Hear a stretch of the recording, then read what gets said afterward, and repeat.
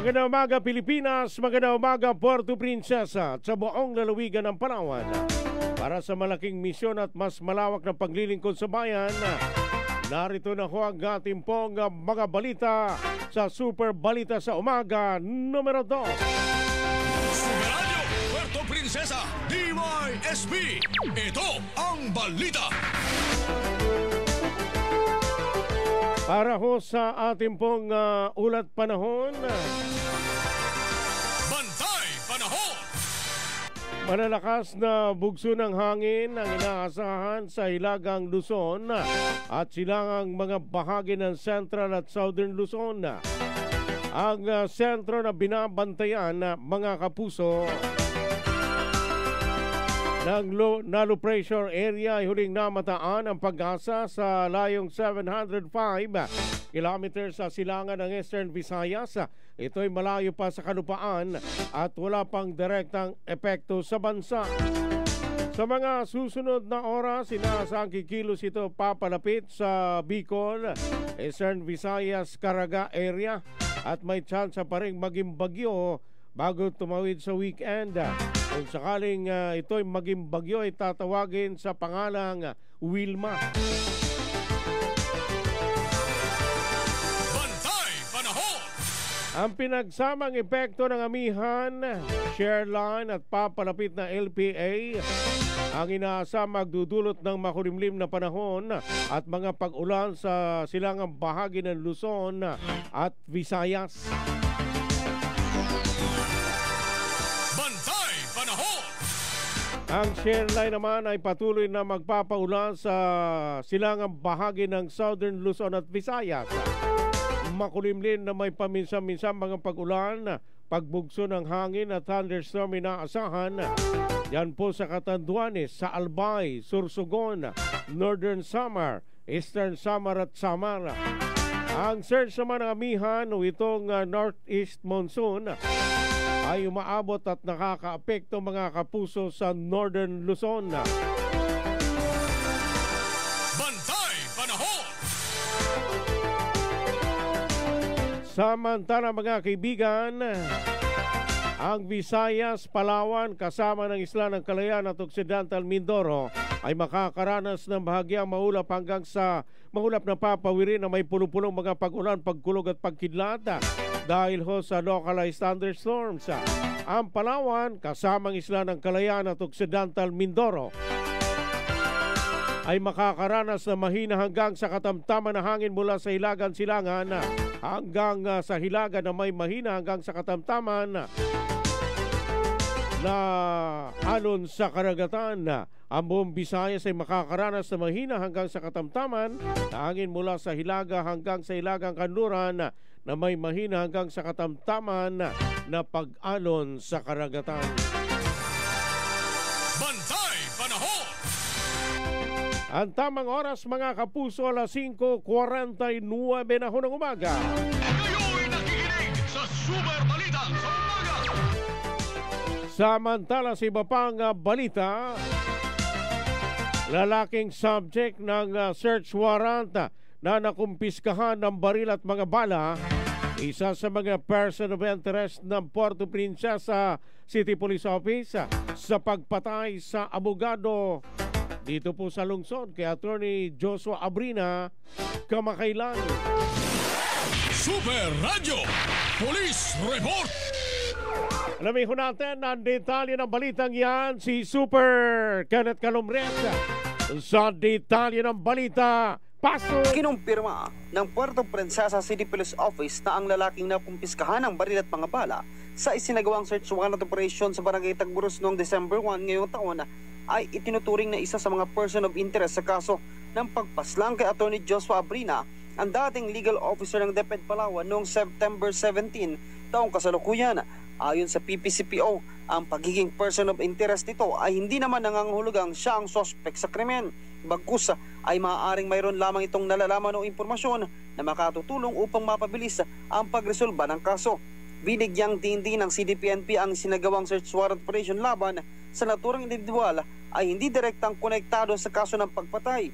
Ito ay hiwalay na operasyon kaugnay sa paglabag sa Republic Act 10591 o ang Comprehensive Firearms and Ammunition Regulation Act. Sa ngayon, nagpapatuloy ang malalim na investigasyon ng pulisya at ang pangangalap ng sapat na ebidensya at impormasyon upang matukoy ang responsable sa krimen. Ako si Kenneth Calomris ng GMA Super Radio Palawan. Dapat totoo. Ang balitang ito ay inihatid sa inyo ng Tanduay Light, gaan ng may kasama.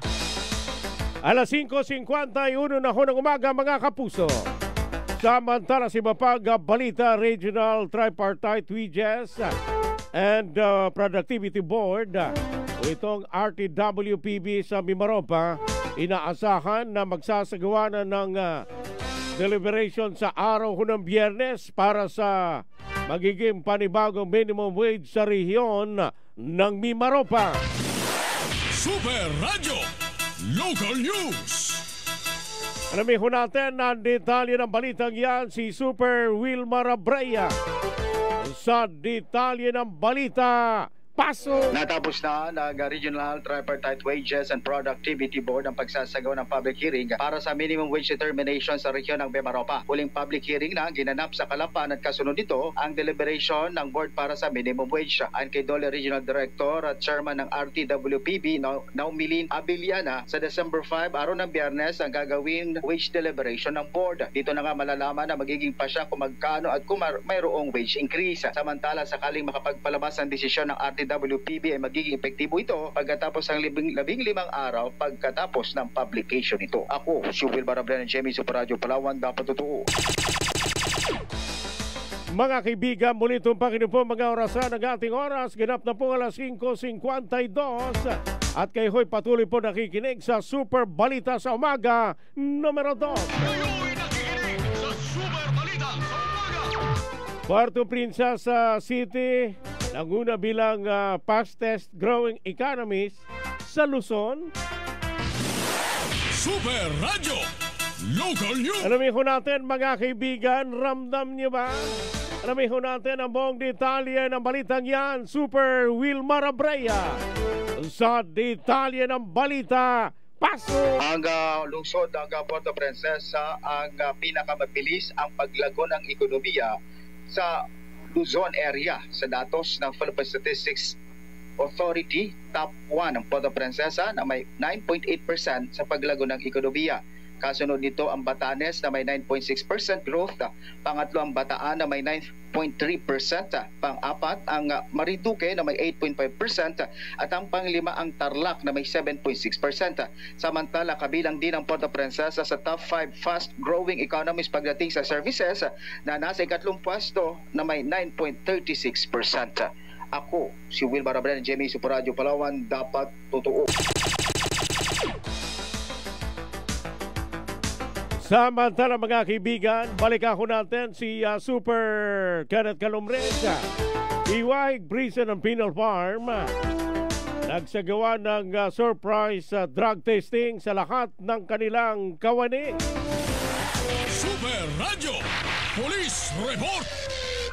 May adik, ano ha? Ayan, sorpresa hong drug testing sa mga empleyado. Super Kenneth Calomres sa detalye ng balita. Paso! Nagsagawa ng surprise drug test ang Iwahig Prison and Penal Farm para sa lahat ng kanilang kawani bilang bahagi ng kanilang mas pinaigting na kampanya laban sa iligal na droga sa loob ng kanilang hanay at pasilidad, kung saan matapos ang flag raising ceremony noong December 1 ay pinapunta ang lahat ng empleyado sa recreation hall para sumailalim sa mandatory drug test. Pinungunahan ito ng IPPF hospital personnel sa pamumuno ni Senior Inspector April Joy Gepana sa tulong ng Philippine Drug Enforcement Agency upang matiyak ang transparency at pagiging maayos ng aktibidad. Layunin umanong tiyakin ng IPPF na nanatiling ligtas, disiplinado at walang impluensya ng ipinagbabawal na gamot ang lahat. Patuloy umuno ang Bureau of Corrections sa pagpapatupad ng mga programang magpapanatili sa isang drug-free correction community sa ilalim naman ng pamumuno ni Bucor Director General Gregorio Pio Katapang Jr. Ako, si Kenneth Calomris ng GMA Super Radio Palawan. Dapat totoo. 5 minuto po mga kapuso bago sumapit po alas 6 po ng umaga. Balikan ko natin si Super Wilmar Abreya para po sa kanyang karagdagang balita.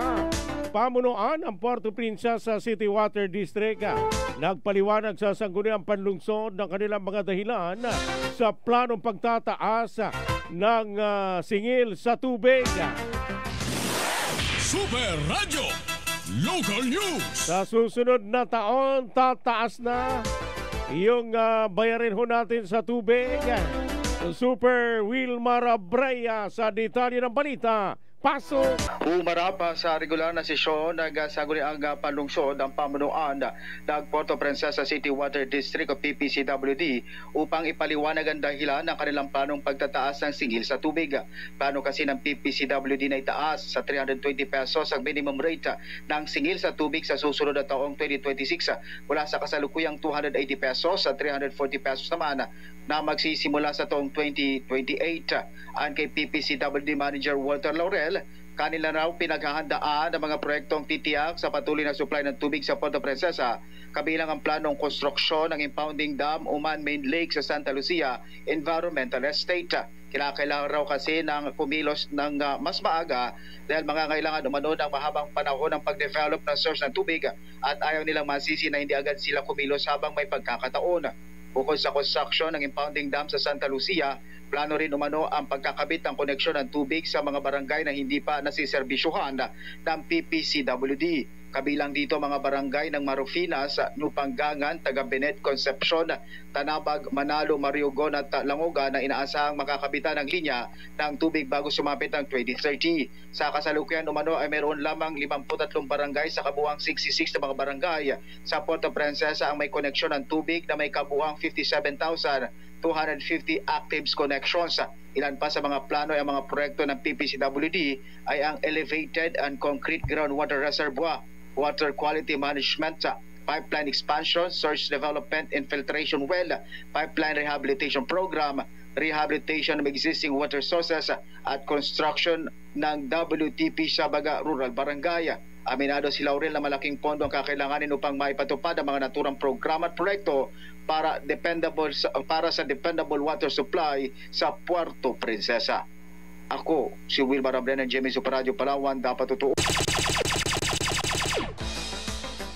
Alas 5:58 na ho, nag-umaga mga kapuso. Patuloy po ang panawagan ng mga taga-barangay Mauyon. Wala pa silang tubig simula pa ho nitong nakalipas na buwan ng Nobyembre. Kaya sa mga taga-Water District, Manager Laurel,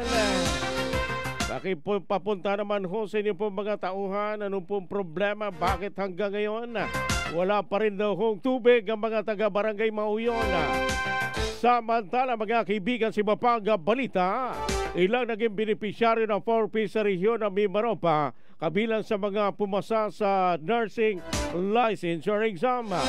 Binigyan ng pagpupugay ng Department of Social Welfare and Development o DSWD Field Office Mimaropa ang 8 mga dating monitored children ng Pantawid Pamilyang Pilipino Program of 4Ps na matagumpay na nakapasa sa 2025 November Nursing Licensure Examination.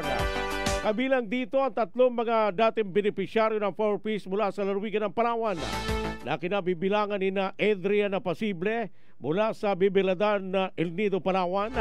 Nagtapos ng course of nursing sa Cavite State University. Neji Escaran mula sa Cabugao, Coron, Palawan. Nagtapos ng course of nursing sa Manila Adventist College. Kayla Nakasi mula sa New Colaylayan, Linapacan, Palawan, na nagtapos naman sa University of the East. Ayon sa ulat ng DSWD, ng naturang mga bagong nurses ay mula sa mga batang minsang nangarap habang hinaharap ang hamon ng kahirapan sa buhay. Ngayon, isa ng katuparan kanilang pagsusumikap bilang ganap na registered nurses na handa na magserbisyo sa mga komunidad. Sila ay magsisilbing inspirasyon sa iba pang mga benepisyaryo ng 4Ps na kapag magsusumikap mag-aral at gagamitin ang tamang pera ng pamahalaan na pinagkatiwala ko sa kanila ay kanilang mararating ang kanilang mga pangarap.